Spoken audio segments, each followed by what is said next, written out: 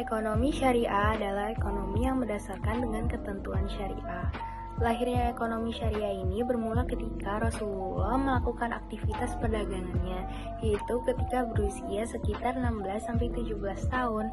Rasulullah ketika itu melakukan perdagangannya di sekitar Masjidil Haram dengan sistem murabahah, yaitu jual beli yang harga pokoknya diinformasikan dan marginnya tetap dapat dinegosiasikan.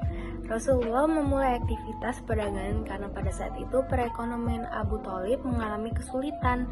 Ketika Rasulullah berusia 20-an, Rasulullah memulai bisnis kongsi dagang bermusyarakah dengan Khadijah. Bisnis Rasulullah berkembang dengan pesat, sampai-sampai Rasulullah dapat memberikan mahar kepada Khadijah sebesar 100 ekor unta merah, yang dimana pada saat itu unta merah adalah kendaraan termahal.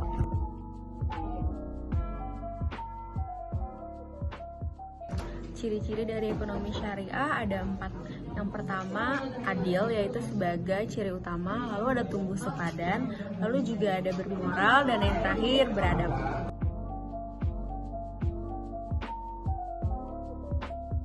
Ekonomi syariah telah diterapkan di berbagai sektor dan industri. Beberapa contoh produk dan layanan keuangan syariah seperti perbankan syariah yang beroperasi berdasarkan prinsip bagi hasil dan pembagian risiko.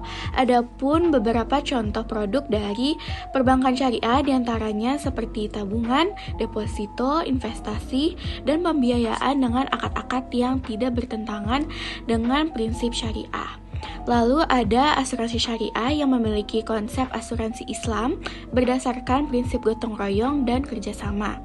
Ini memberikan perlindungan bagi individu dan bisnis dengan cara yang konsisten dengan prinsip syariah. Lalu ada pegadaian syariah yang menawarkan pembiayaan dengan cepat dengan sistem syariah dijamin dengan perhiasan, emas batangan atau barang rumah tangga serta proses penyimpanan yang efisien.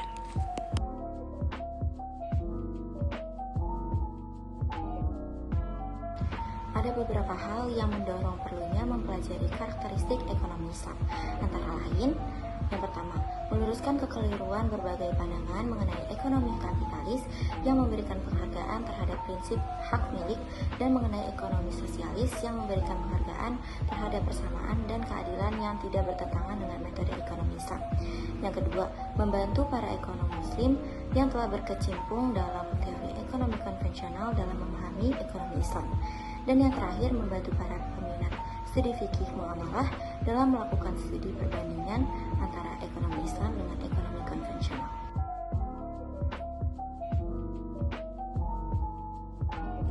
Negara-negara yang menerapkan ekonomi syariah antara lain negara Malaysia dan Indonesia.